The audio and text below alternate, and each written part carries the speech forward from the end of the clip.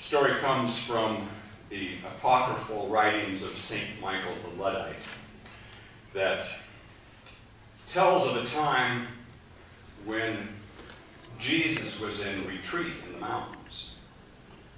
And it seems that Jesus' disciples, Peter and James, were waiting at the mouth of the valley, waiting for Jesus to return, when they saw the devil approaching. Now, being good followers of Jesus, the devil was the last person that they wanted to see. And they were just a bit surprised. So Peter, being the brave one sometimes, went out and approached the devil on the trail and said, "What do you want? Why are you here?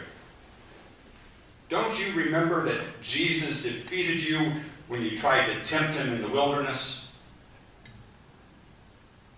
The devil didn't say anything. So Peter said, "Jesus doesn't want to see you. Now get out of here. Jesus hates you."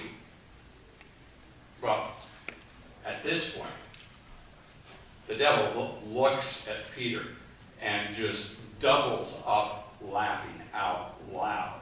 I mean, he laughs so hard and loud that he almost coughs smoke.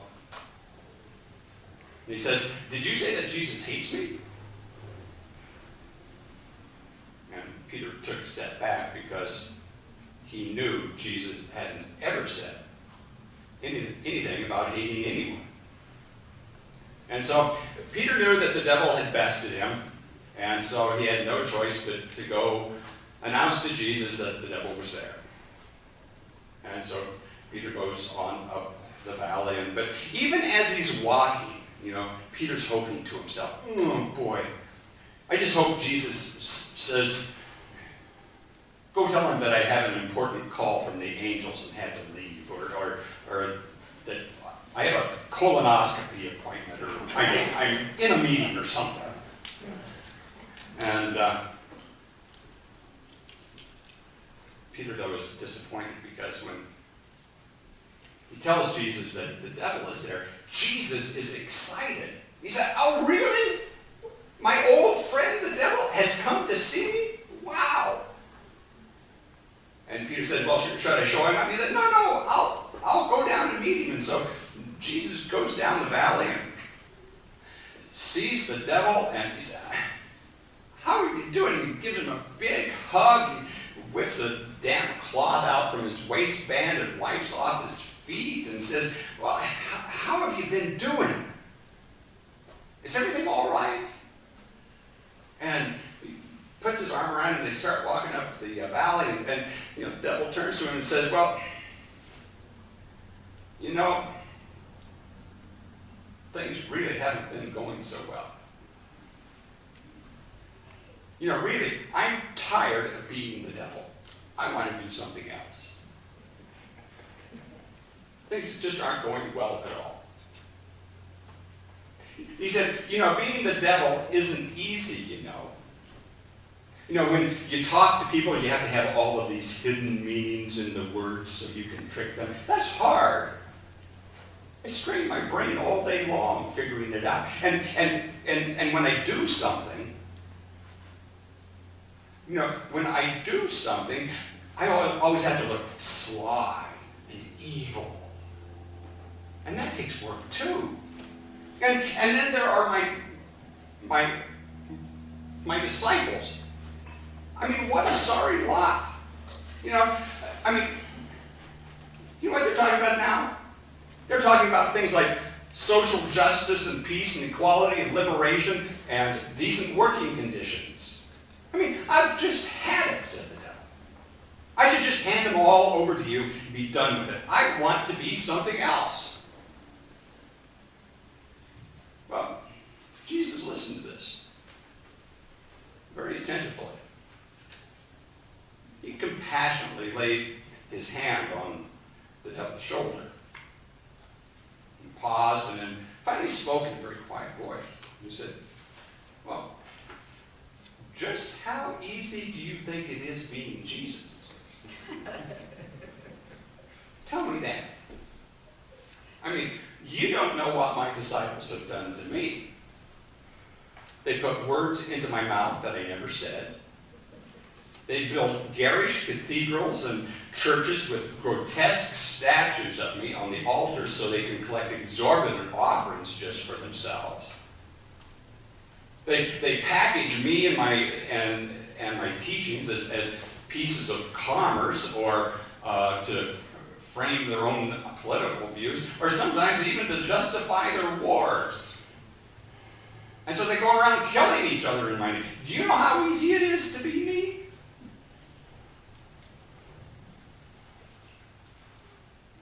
The devil shook his head and just looked at Jesus and said, what happened? Did our followers get switched at birth or something?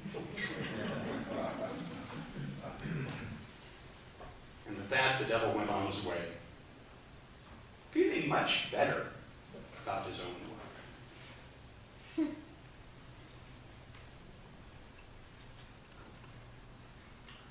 Love your enemies. Be compassionate to them.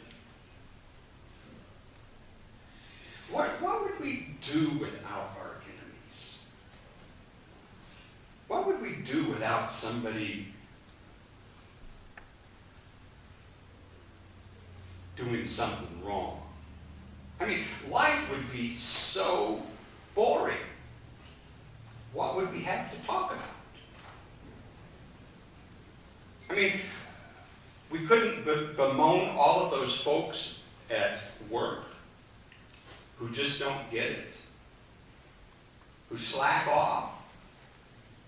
Or maybe it's the kid who doesn't, or maybe not the kid, maybe it's the parent. Or maybe the sibling, or the aunt, or the uncle, or there's somebody in the family, though, I'm sure, who doesn't meet the standards. Gives the rest of the family somebody to talk about. Somebody whose ethics or manners just don't quite measure up to our own. Let's see it. And if it's not family, well, we always have the Republicans. Or the Democrats. Or, well, you know what I mean. Actually, the philosopher Nietzsche said it well when he said, whoever lives for the sake of combating an enemy has an interest in the enemy staying alive. So it'd be interesting to look at how much investment we have in maintaining the existence of our enemies. See, without an enemy, we can't justify very often our own destructive attitudes and actions. Well, it's okay for me to be hateful because you know what they did?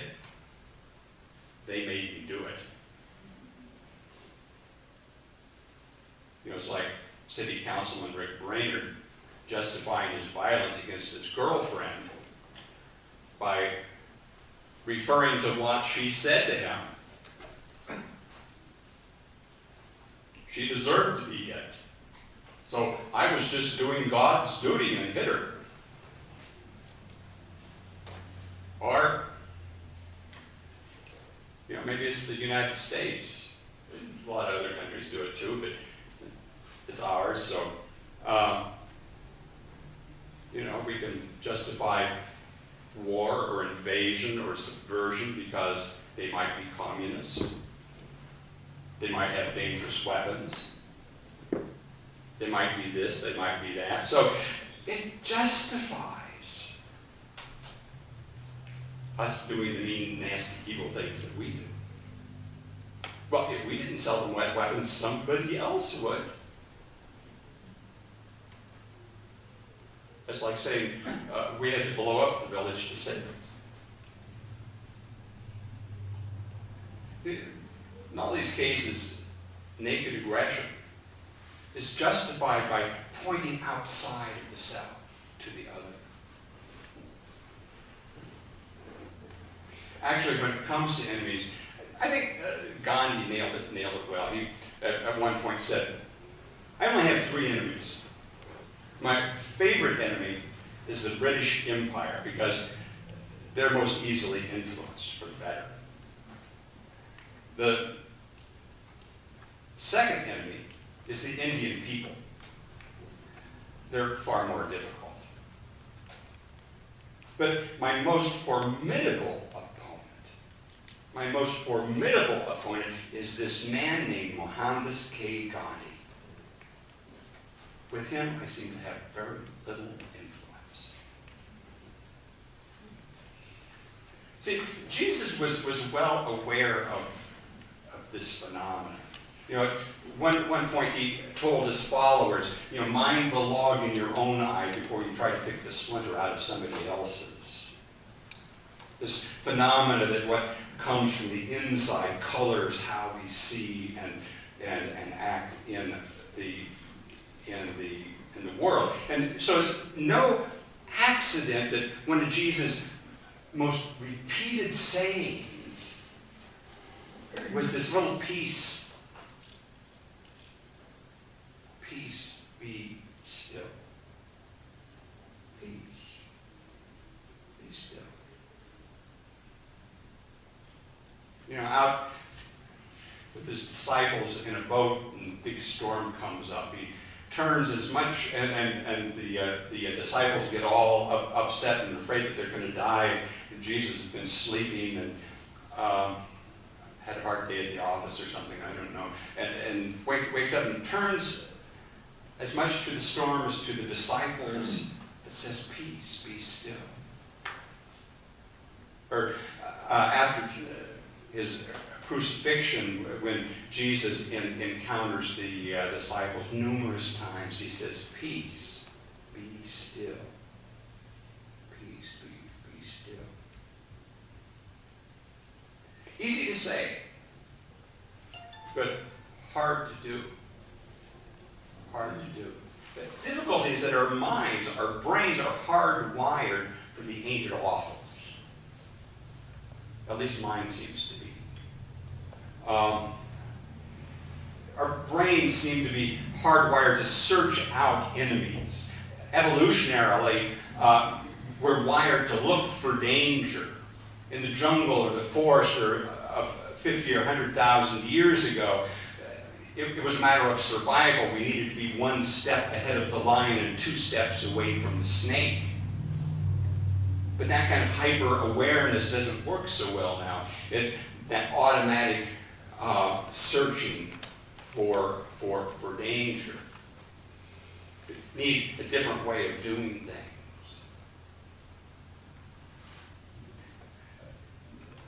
That kind of viewpoint can be literally dangerous to us. Example, mountain climbing. There's a path. The path is 2 feet wide, and so I walk the path up the trail to the mountain. It's fine. And then the trail starts going up a ridge, and the ridge falls off maybe 20 feet. You know, still 2 feet wide. I'm doing fine. Doing fine. Trail goes on up the ridge, still 2 feet wide, and all of a sudden, it's not 20 feet falling off on each side. It's 200 feet or 500 feet or 1,000 feet. And what happens? All of a sudden, you start looking. It gets hard to move. You get paralyzed. And then you keep looking, and then you get down on your hands and knees and you start crawling up this 2-foot wide path. Or in the worst case scenario, what happens is you keep walking, you're looking down, and you aren't looking where you're going, and you stumble and trip, and guess where you go? You fall off the path and fall down the mountain. The thing is that the path is the same width all the time. The only difference is what we're looking at it, how we are holding it. Getting wrapped up in our own fears. As That's why I have an adage that says, look where you're going or you'll go where you're looking. It's something that works in a lot of different areas of life. Fact is that we all have different fears and phobias and prejudices and dark places inside of us that sabotage our relationships, our work, our success, our happiness. And so, what do we do with these? We consider these as enemies. Enemies within us. And would suggest that the approach for the enemies within us is similar to the approach to enemies outside of us. You know, within us there are things that we can easily see. There are things that are sort of hidden and just pop up. When I became aware of my fear of heights, that was obvious to me. I was scared of heights. You know, I'd go to the rail of something and I'd look over like this because I was afraid that somehow there would be a force that would throw me up over the rail and down into the abyss. I was aware of that. When I became aware of my own incipient racism, it was something else that was surprising. I've been active in civil rights issues for several years, working with numerous African American groups. I thought I'd handled racism. And then I came in to a group that involved the American Indian movement and in indigenous Americans in it, and smack right in my face was the racism that I had assimilated as a child and never confronted. It wasn't comfortable. It wasn't easy. But the approach is pretty much the same. The fact is that light heals. Truth heals. Light and truth heal after they make you miserable. The transition point is not always comfortable. But in the long run, light and truth heal. You know, learning to climb was a way that I learned to deal with my fear of heights. You know, it's scary to look down several hundred feet. It still frightens me to look down several hundred feet when I'm up there. So, what do? You don't look down. You look where you're going. You know, you focus on the path. If you focus on the path, you aren't looking over here. If you want to look at the scenery, stop walking in a place that's secure and then take a look. Okay, I see the scenery. Now I can walk again. It's a way of dealing with the fear. With our inner stuff, though, it's not much different. Because these same kinds of things paralyze us and disable us. And if we're to develop true peace within, it means dealing with that stuff. Now, I'm really convinced that the core of a lot of addictive behavior has to do with avoidance of discomfort and pain. The addiction is used as a way of blotting out the pain that is carried. And if we would just look at the pain and deal with it, it would be a way of moving through it. It's kind of like having a boil. You know, it hurts like mad.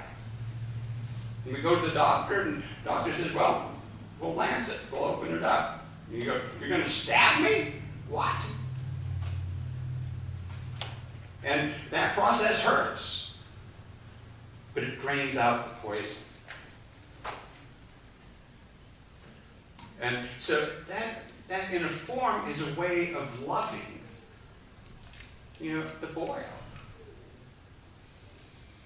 We love the dark places. We embrace the dark places because those places are signposts to us that say, this way is wholeness, and this way is completeness. Full-hearted wholeness in one's life, I'm convinced, means developing a reflex that sends us to embrace our own devils and fears and phobias rather than running from them. We can see that they are there to teach us as signposts for us on the way of life. And I'm really convinced that if we do that work of embracing these enemies within, it becomes a whole lot easier to then love the enemies that are outside of us. And in fact, there end up not being quite so many. Hopefully